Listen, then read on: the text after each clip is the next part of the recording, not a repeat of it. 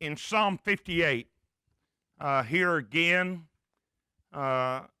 it's one of the songs, older songs. David is the author of it. And why they're placed where they are after the sons of Korah, for example, part of theirs, I could find out, I guess, but I never have, and I hadn't heard anybody ever tell me why, whether in school or lectureships or what. So I don't know why this one is here, but it's imprecatory. It is a very strong worded song, and you and I in music today, in most of our let's call it church music today, we don't have songs like this.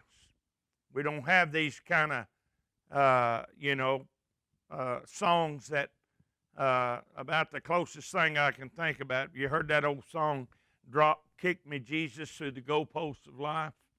Yeah, you probably heard that one years ago. I forgot who sang that. But anyway, we probably wouldn't lead that on Sunday morning. You know, we'd decide it wouldn't fit. Well, this is one of those songs that they did, in fact, sing. They did. Well, you need another copy. Huh? Okay.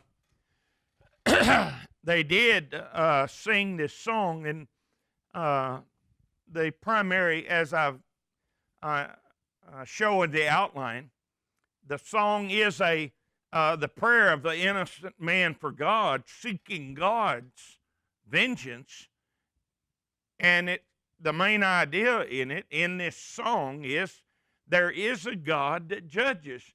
In other words, you can sing his praise, you can sing to him, and he certainly will show up at the showdown. He'll be there. That's the point. This is a song that in its own way. You remember Paul said that we are to teach one another in psalms, hymns, and spiritual songs. So this is a teaching psalm. That's what it is. It is a teaching psalm. And what it teaches us is that silence is not golden. It's not. Silence is a form of evil. When good men do nothing, one writer said, evil abounds. When good people do not speak up, evil abounds. And so it starts off in the first verse condemning silence when there should be a cry for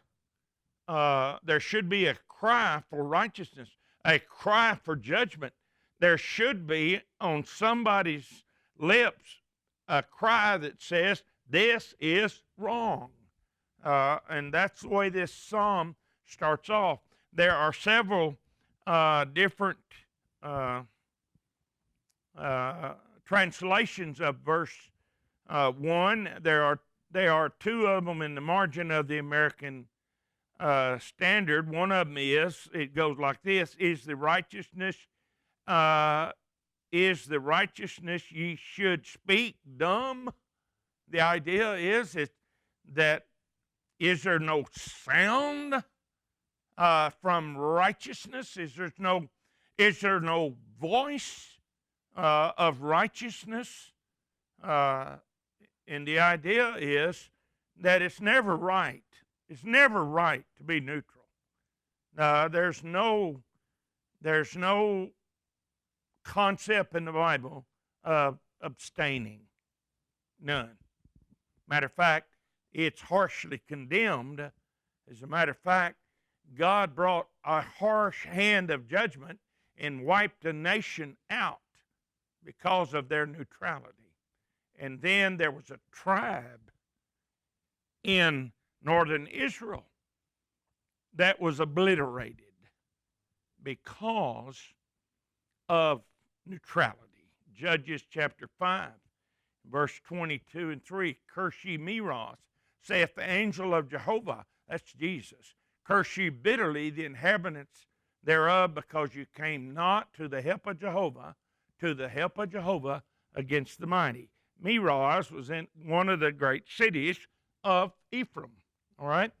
And so they did not respond to hold the breach in the perimeter when the enemy invaded. So it's never right for righteousness to hold its peace. It's never right. And that's what this is about. It's a strong, powerful worded message. And in looking at this psalm, it cries the need for you and I to expand our view of Jesus, to expand our view of God's righteousness and God's fiery hand of judgment. And so this psalm does that. Before we read the psalm, I want you to look at Isaiah 63 with me. So, and here comes a expanding of your view. You know, it's going to stretch your mind. Paul said the things written aforetime, that'd be Isaiah, which were written for our admonition. Yeah, sometimes we need to be admonished. And he said for our learning. So let's learn about our Lord. Let's learn about Jehovah's judgment. Now, this is chapter 63 of the book of Isaiah. Who is this that cometh from Edom, with a dyed garment from Bozrah? That's the capital city. This that is glorious in his apparel, marching in the greatness of his strength. I that speak in righteousness, mighty to save. Wherefore art thou red in thine apparel, and thy garments like him that treadeth the wine vat? I have trodden the winepress alone, and of the peoples there was no man with me. Yea, I trod them in mine anger, and trampled them in my wrath, and their lifeblood is sprinkled upon my garments. Now that's a quote found in Revelation 19. The one on the white horse has a garment splattered with blood. That's a quote from Isaiah 63. I have stained all my raiment, for the day of vengeance was in my heart, and the year of my redeemed is come. And I looked, and there was none to help. And I wondered that there was none to uphold. Therefore mine own arm brought salvation unto me, and my wrath it upheld me. And I trod down the peoples in mine anger, and made them drunk in my wrath, and I poured out their lifeblood upon the earth. That is Jesus the judge. That is Jehovah. That's the individual at the burning bush. That's the one that says, I am that I am. And that's the one in John 8 that said, before Abraham was, I am. So this is Jesus coming in judgment because righteousness did not make itself heard. So this psalm comes along in that same vein. And so let's read the psalm. Do ye indeed in silence speak righteousness? Well, obviously, in silence speak, contrast there. Do ye judge uprightly, O ye sons of men? Nay, in heart ye work wickedness. You weigh out the violence of your hands in the earth. The wicked are estranged from the womb. They go astray as soon as they're born, speaking lies. Here's one of the best verses to contend against tulip or Calvinistic doctrine right here. This is written in the same vein of Psalm 55 in verse 6. Exactly the same vein. Now, you see the improbability of it. So it's an expression. It's an expression. The wicked are estranged from the womb. They go astray as soon as they're born, speaking lies. Well, any mother knows that an infant doesn't do anything when they're born. They don't do a thing. They can't. They're powerless. All they can do is mew very softly for their mother's touch. That's all they can do. And they certainly don't speak. They certainly don't speak. So this is one of those biblical figures showing how sin rudimentary affects everything. Their poison is like the poison of a serpent, or they use the word adder, and that Palestine adder is one of the deadliest of snakes. Remember the bronze serpent in the wilderness, because those things were so deadly. They're like the deaf adder that stops her ear. We'll look at that figure in a moment. Which hearkeneth not to the voice of the charmers. Charmers never so wisely. Charming never so wisely. Break their teeth, O God. This is a song. Remember, they're singing this. Break their teeth, O God, in their mouth. Break out the great teeth of the young lions. Let them melt away as water that runneth apace. When he aims his arrows, let them be as though they were cut off or broken shafts. Let them be as a snail. I love this one. How many of you has ever seen a dried up snail? You don't see a dried up snail. Why is that? They just kind of become one with the universe, don't they? They just melt away.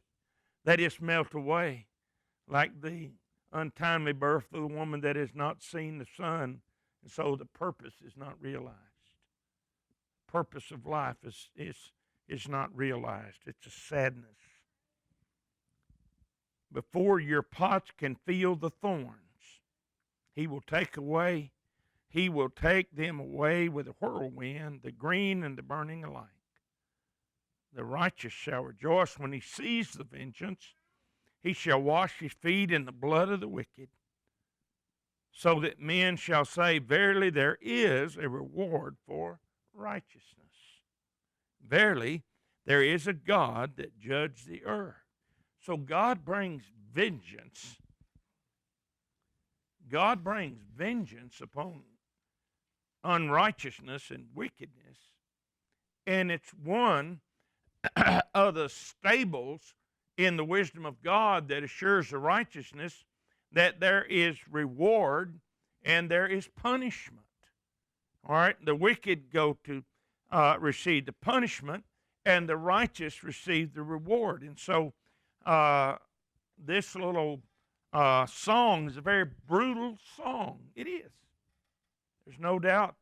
There's no doubt about it. It is brutal, but it expresses when righteousness utters no cry, then wickedness will prevail. Or in this sense, in your heart you word wickedness, you weigh out the violence of your hands in the earth, because righteousness has not raised its voice. Righteousness is not, it's not heard. There's no cry.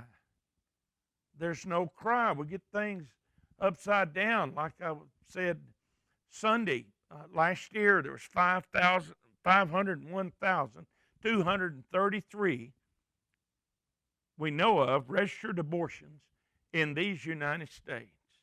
Yeah, that's in clinics. 501,233 on record.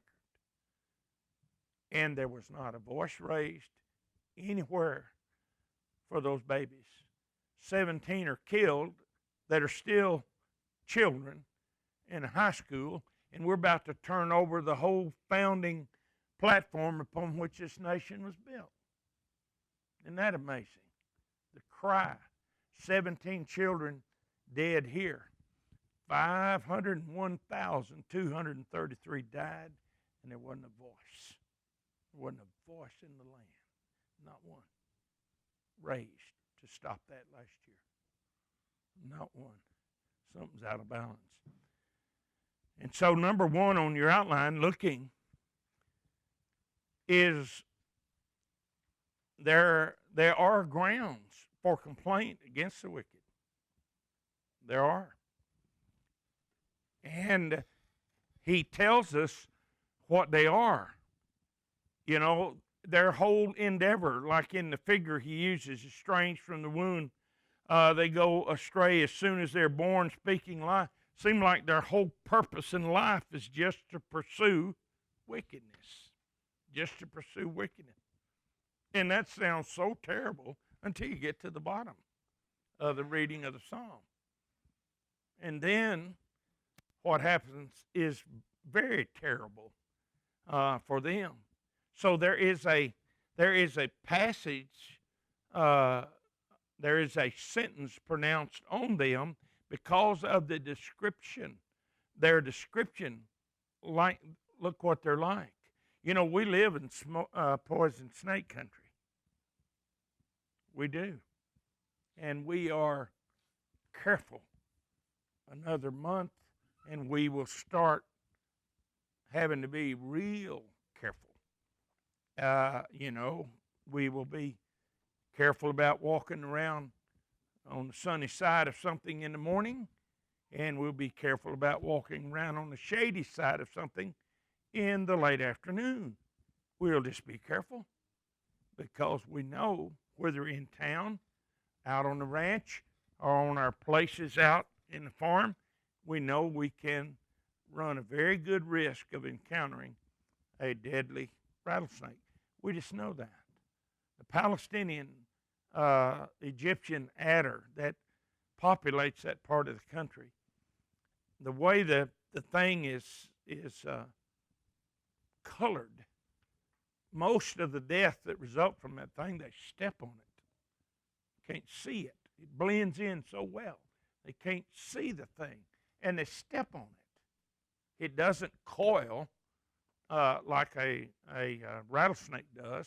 It doesn't coil, but when it's stepped on, it bites. And it is a dreadful, deadly poison that affects the nervous system that controls the breathing and all of that. And it's usually death is the result unless there's immediate help. But notice what they are like.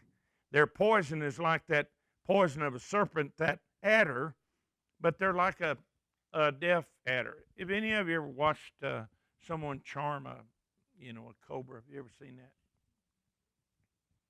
That's interesting. It there's something about the way the snake charmer does it. But have you ever noticed how they move around that snake? You know, they don't do that. They move slow, and it's in time, and they play the flute. And it's been argued whether the music causes them a sense of peace or whether it's just the motion of the flute that's being played. And since I'm not a snake, I don't know. I don't know which is effective, but a deaf snake, if you were trying to soothe a deaf snake with a flute, what would be your problem? He couldn't hear you. He couldn't hear you. Deafness. You know, I was a kid playing high school football. We played the Little Rock Deaf School in football. Did y'all ever play any of the deaf schools? I know Texas had. That's an experience. You get down over the ball, and they can't hear. So there's no sound. There's no ready down, hut, hut, hut, or whatever. There's no sound. So you come up on the line in defense, and you better hurry and get dug in. And the line ref, he walks away from the ball, and they all move exactly together at the same time. There's no offsides. They do that, and there's never a sound on their side of the field. And the reason there's not is because they can't hear. They can't hear. And as a result of that, it's devastating to play those people. Not only that, the age on their high school football team could run anywhere from 15 to 28, because they were in that deaf academy, And I'm telling you what, the guy that did the kickoff, everybody lined up to take the kickoff, our two running backs deep on the 20, and he kicked it right on off the football field. Just like a pro. But the idea of them being deaf now, and they couldn't hear the whistle when the referee blow the whistle. Why does the referee blow the whistle? Darren, why does he do that? That's right. If you don't hear the whistle, what? All 11 of them pile on you. Yeah. Yeah, all 11 of them pile on you because they can't hear the whistle. So we always dreaded playing the deaf school, but the way the state worked, the schools in that Pulaski County Special School District, they had to have one night on their schedule. They played the Deaf Academy. Oh, what a terrible thing! And we dreaded it. We dreaded it. It wasn't conference, Didn't have to worry about that. Boy, we dreaded playing them. Ooh, you get hurt. Now, that's the idea is they're not responding to the charmer. See, they are like deaf adders, just like a snake when it is shedding its skin. It can't see, so it just strikes everywhere. It just strikes everywhere, and they're just deadly. And that's the idea in this. Isn't this a sweet song? Sing your baby to sleep with this. Yeah, but does it? Okay. Well,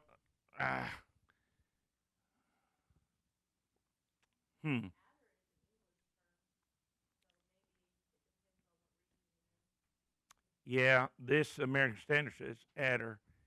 Uh, I'm sure in eastern Jordan, in that area, there are cobras, so perhaps that's right. They, yeah, yeah. Well, a cobra would be a better figure because all of us have seen them, talking to a cobra. The idea is a very poisonous snake, and one that responds to a snake charmer would probably it'd be a cobra.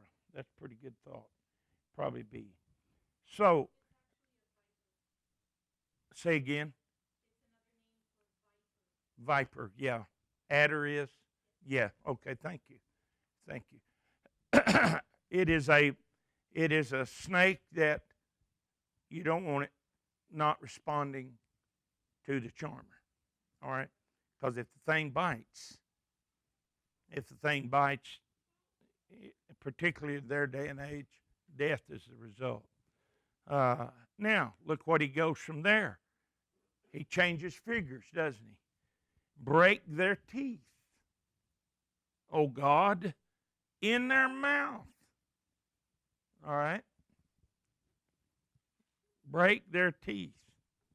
Had a deacon at Seneca, his name was Basil Langford. Come over one morning, he's always working, and he was upset. And I said, Basil, what in the world's the matter? And he was trying to talk, and I said, what's happened? He said, well, I loaned my teeth out, and they didn't bring them back. And I thought, loaned your teeth out? That's what he told me. Yeah. So break their teeth in their mouth. Well, that's a smashing blow, isn't it? Boy, nothing like a broken tooth. Is Paul Hill's tooth broken, wasn't it? They put it back together. They put a, did they? It did. I saw it tonight. Looked good. I bet that hurt. He,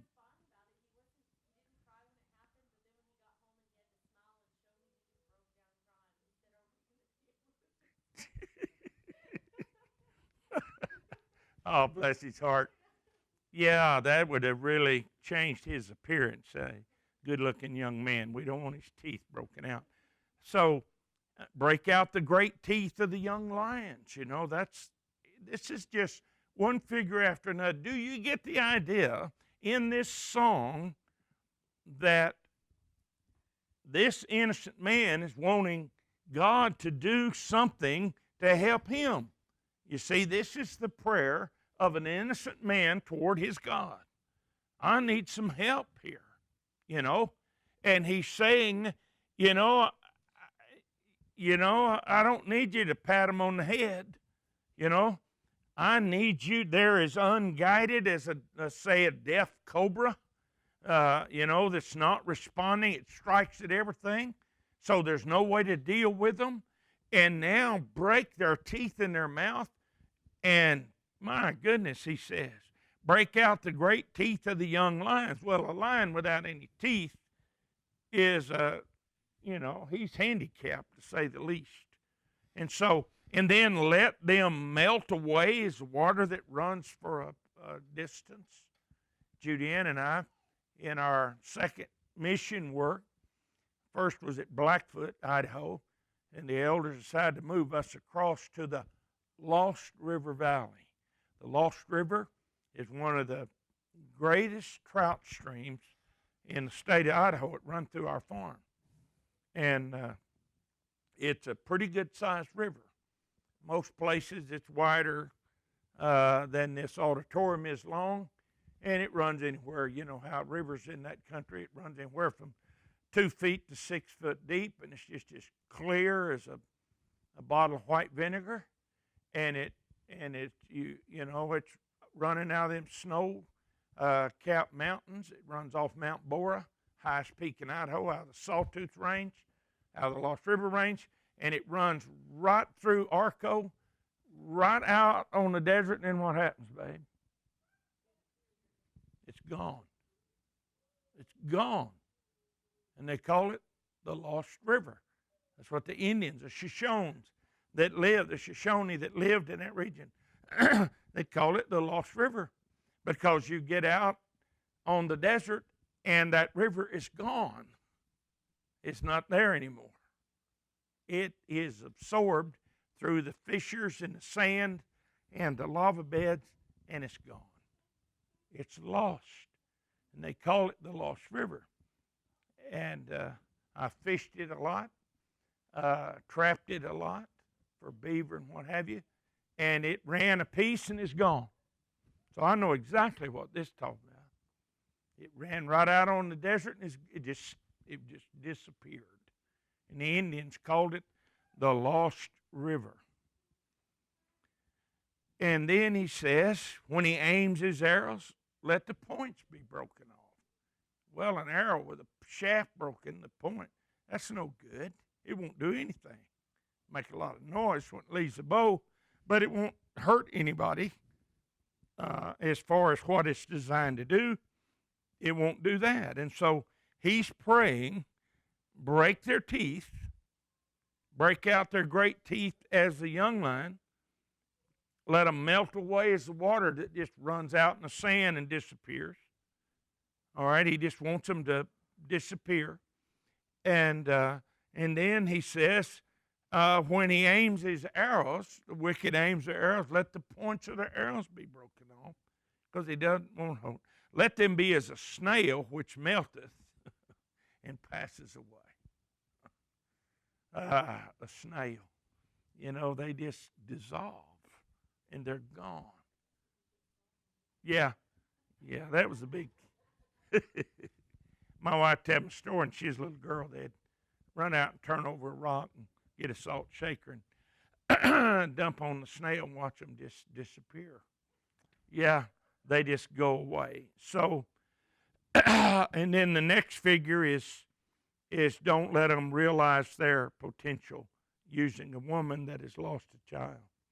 Uh, don't let them realize potential.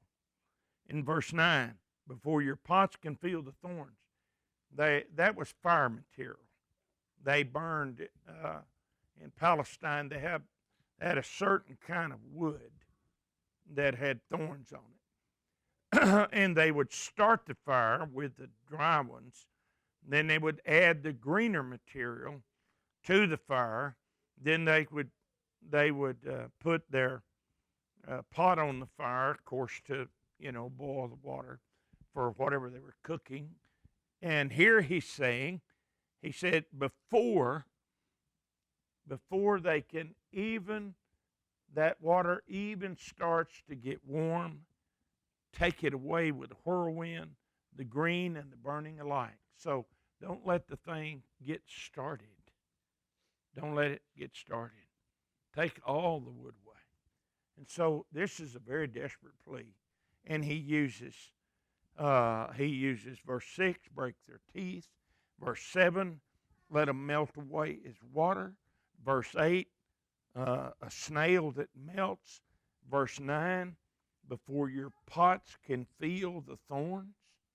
And he's talking here about getting rid of the wicked. It starts off was, is there any cry of the righteous?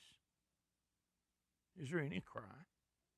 And then his song or his prayer. And so the psalm ends with a dreadful picture of God's judgment on the wicked. The righteous shall rejoice. It's all right when God brings his vengeance. It's all right. You can rejoice, for God has made his choice, and he has brought the wicked under the winepress of his wrath. And it's all right for godly people to be glad in their God that God has brought his righteous judgment on the wicked. It's okay to do that. It is. So the kids are here. We're out of our time. Appreciate you coming out tonight. Next Wednesday night, of course, we'll be in our meeting, so we'll take up the Psalms after the spring break week. So we're going to be out for 2 weeks, our class. Well, let's see, that stays.